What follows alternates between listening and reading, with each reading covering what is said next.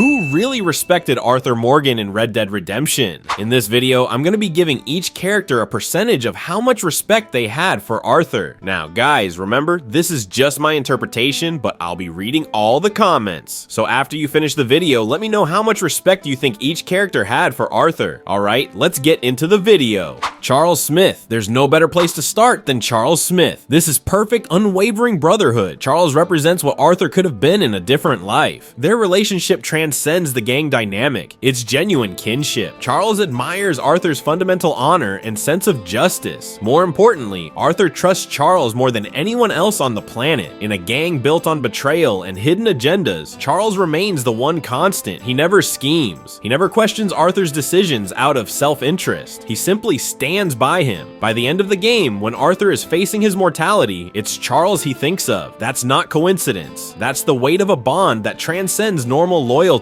Charles Smith earns a perfect 100%. Sadie Adler. When we meet Sadie, she's broken, a widow hardened by loss and survival. Arthur becomes her anchor. She follows his lead completely, trusts his judgment implicitly, and after his death, she literally carries on his legacy. She becomes the enforcer he would have wanted her to be. Her respect for Arthur is total and transformative. Sadie Adler earns 98%. John Marston. John Marston's journey to respect Arthur is one of the game's most meaningful arcs. He starts at rock bottom in Arthur's eyes, a man-child who brought a baby into a life of crime without thinking ahead. Arthur views him with barely concealed contempt, but then Arthur basically becomes John's mentor. He teaches him, gives him chances, and by the end they actually respect each other. John knows Arthur saved his life and basically made him into a better person, and when Arthur dies, he dies so John can escape and have a real future. That's huge. John spends the rest of the game living out what Arthur taught him, basically becoming the guy Arthur wanted him to be. And I mean, he literally says to every person he meets that Arthur saved him, you don't get more loyal than that. John Marston earns 100%. Hosea Matthews. Hosea represents the father Arthur never had. While Charles is Arthur's equal, Hosea is his mentor and moral compass. Hosea respects Arthur's capacity for honest reflection, something rare in the outlaw world.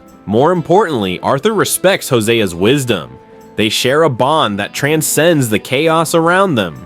Their relationship carries the weight of secrets and the painful reality that Hosea can't save Arthur from his fate, but it's among the strongest respect dynamics in the entire game. Hosea Matthews earns 90%.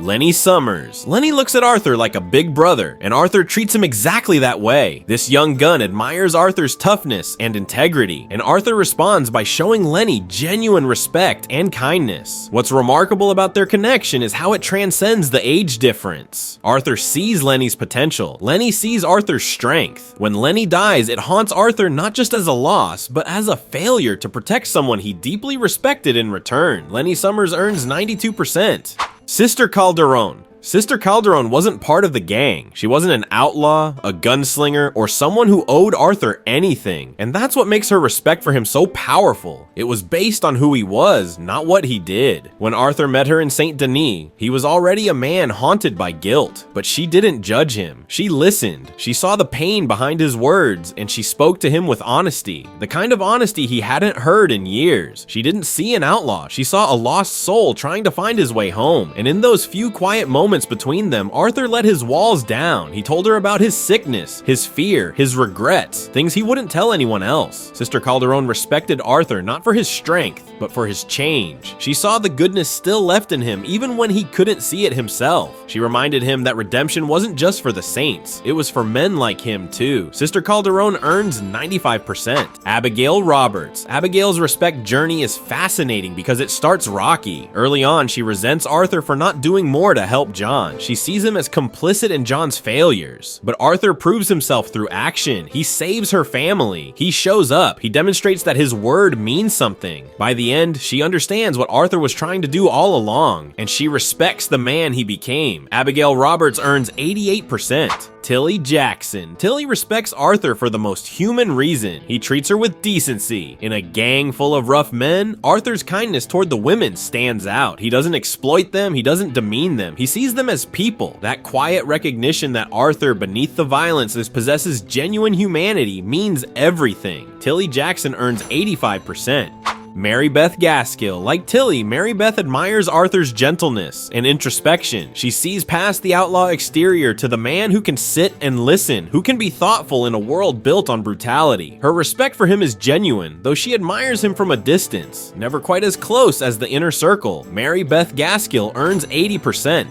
Susan Grimshaw. Susan respects Arthur's sense of responsibility and fairness. While she's stern with everyone, she recognizes that Arthur carries the weight of the camp on his shoulders. She respects a man who actually pulls his weight. They're peers in a way, both focused on the practical survival of the group, but not intimate friends. It's professional respect wrapped in camp camaraderie. Susan Grimshaw earns 75%. Uncle likes Arthur, and they share a certain rough camaraderie. There's mutual respect there, but it's surface level. Uncle respects Arthur's toughness, but nothing is ever too serious to Uncle. Their relationship is mostly friendly banter and practical cooperation. Uncle earns 70%.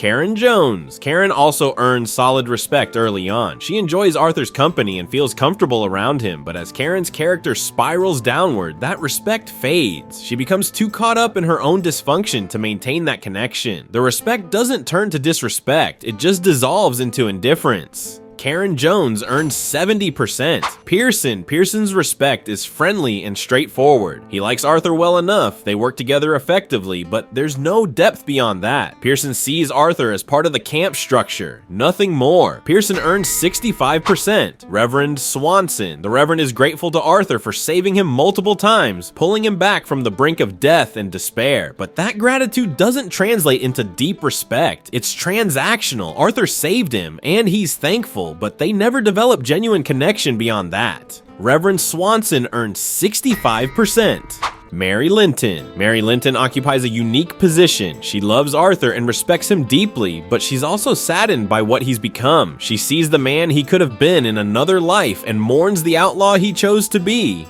Her respect is real, but it's stained with regret and longing for a different version of his story. Mary Linton earns 85%. Dutch Vanderlinde. This is where things get dark. Dutch used to respect Arthur deeply. He was the father figure, the leader Arthur followed without question.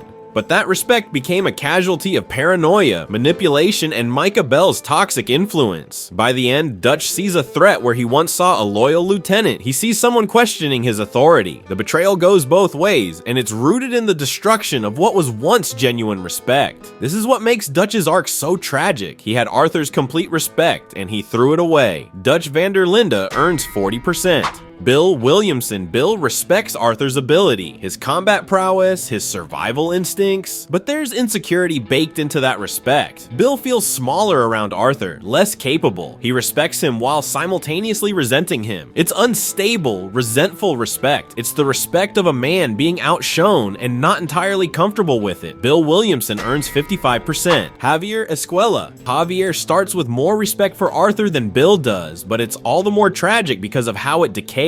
Initially loyal, Javier respects Arthur and follows his lead, but when the chips fall, when Dutch and Micah pull him in a different direction, Javier abandons that respect. At the game's end, his feelings are conflicted. Part of him still respects Arthur. Part of him knows he betrayed that respect. It's an internal war that haunts him. Javier Escuella earns 50%. Leopold Strauss. Leopold Strauss never actually respected Arthur as a person. He saw him as a tool, a muscle for collecting debts. That's it. He cared about what Arthur could do for his money schemes, nothing else. He tolerates Arthur because Arthur gets results, but Strauss holds him in contempt, and Arthur gets it eventually. He realizes Strauss is just using him, so he rejects him. Arthur reclaims his own dignity in that moment. Leopold Strauss earns 30%. Micah Bell. Micah Bell is the opposite of Charles. Where Charles has perfect loyalty, Micah has pure hatred. Micah never respected Arthur, not once. He resented Arthur for being everything Micah could never be. Actually trusted, actually valued, actually respected by the gang. Micah's constantly scheming against Arthur behind the scenes, trying to undermine him. The only reason he doesn't openly disrespect Arthur is because he'd get called out, but inside, Micah despises him. And in the end, Micah took things to the point of no return. Micah Bell earns 5%. Rains Fall. Rains Fall is this wise Native American leader, and when Arthur meets him, there's instant mutual respect there. Rains Fall sees Arthur as someone trying to do the right thing, someone who's willing to help his people even when it's not his fight. Arthur respects Rains Fall's wisdom and his determination to protect his family and tribe. The thing about Rains Fall is he's dealing with impossible circumstances, and Arthur actually recognizes that struggle. They're both men trying to survive in a world that's stacked against them. Rains Fall doesn't know Arthur's full story, but what he sees is a man of honor, and that means something. Rains Fall earns 82%.